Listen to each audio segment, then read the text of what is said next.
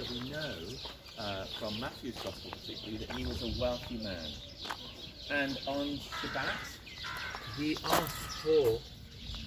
went to Pilate and said, "Give me the body of Jesus." Now this was very strange, because normally people who were crucified were actually left on the cross with him, at the cross, Mary and Mary Magdalene.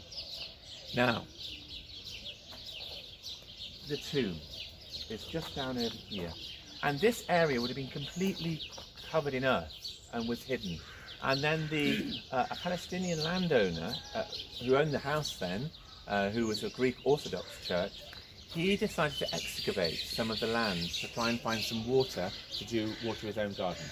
Instead, he found this cliff face, and in the cliff face, a bit later on, after they excavated more, this was in 1867, by the way, 1867, and then they found this tomb. It's a Jewish family tomb. Now we know it to be a Jewish family tomb because on the left-hand side there is an antechamber. This is where the body of Jesus would have been prepared. And then on the right-hand side there would have been shelves, really, on which the body would have been placed. So it would have looked a little bit like this. Not exactly. But there are other tombs in Israel that are like this, are Jewish tombs. And so Jesus would have been laid here. Now, the reason Joseph of Arimathea gave the tomb to Jesus was because that he thought in a year's time what they did, was normal practice, was when decomposition had happened, the bones would be left. And they put the bones in boxes called ossuaries. And those ossuaries would then be placed under the benches, which meant it was a family tomb. That the bones of the generation from generation would be resting in this place and would be for one family. So Joseph of Arimathea thought in a year's time, I will remove Jesus' bones and put them in an ossuary. Jesus had other ideas about what was going to happen on the third day. He told his disciples, he told all who were taught by him that he would rise again on the third day. But the women came to the tomb, and Mary Magdalene especially, mournful, really afraid perhaps, and frightened of what had happened to Jesus. And it was really shocking. And she came to finish what they couldn't do on Shabbat. And she was wondering who might move the stone when she came. But instead she found the tomb was open and the stone had been rolled away. The stone that had been sealed and guarded by the Romans was no longer, and it was empty and open. And the women looked into the tomb, we're told in Mark's Gospel, and interestingly for this tomb, Mark is detailed in saying they looked in on the right-hand side, which is here, sat two angels, one at the top and one at the bottom. Punta na kami sa tomb. Ang ganda nitong Judas tree, oh. Judas tree. Judas talaga pa. Oh, may mga pangalan yung mga puno dito, din yung napapansin. Watch your step. We're going to the tomb.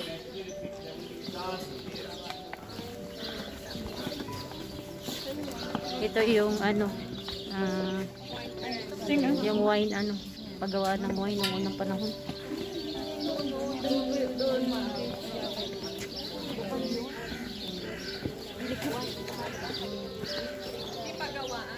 Paggawaan.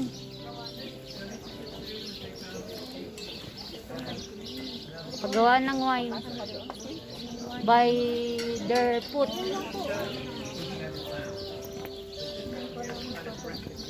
From another area of Israel, which is the same kind of size as the tombstone, the rolling stone would have been.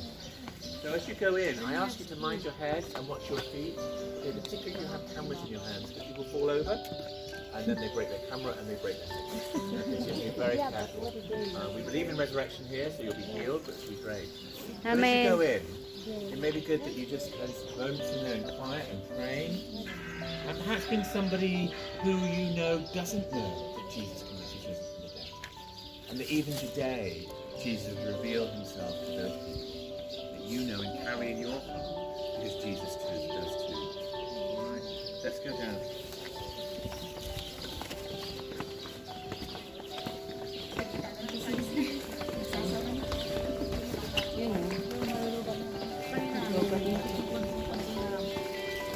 So we grow in groups of 6 to 6 or 7 in the tomb. So if you want to make your way in, 6? mind your step. Thank you. Yeah. Amin. Yeah. Yeah. Go in. Yeah. And another one. 6. One more. 7. There we are. Great. We just wait a moment till the other people have come out. Thank you. Yeah, we asked that really because usually there's a long queue of people, and you can take photos to the side here. That'd be lovely, but it blocks the doorway if we wait for people to come out to entrance.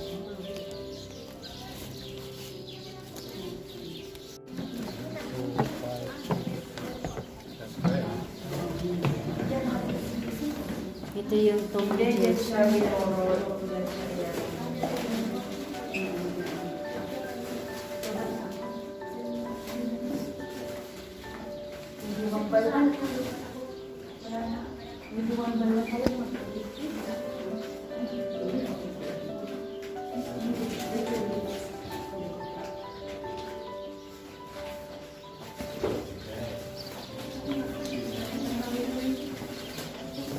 Mind your step. Thank you.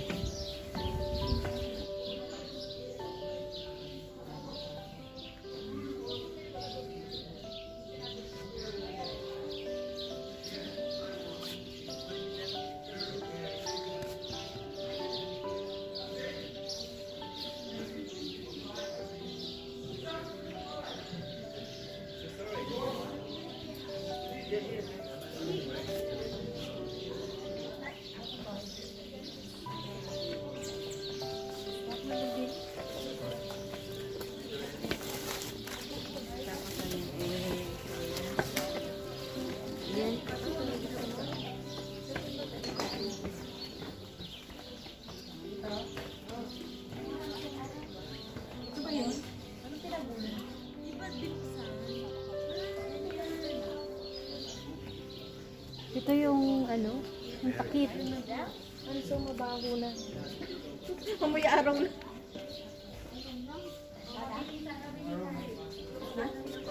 Okay.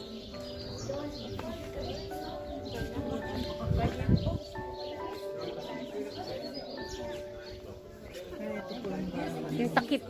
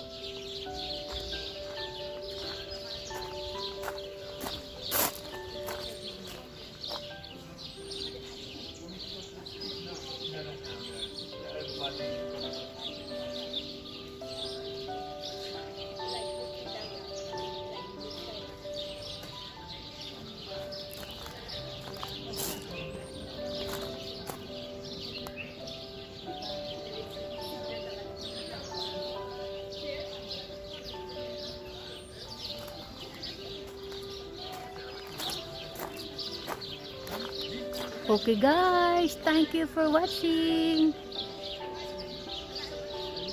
Bye.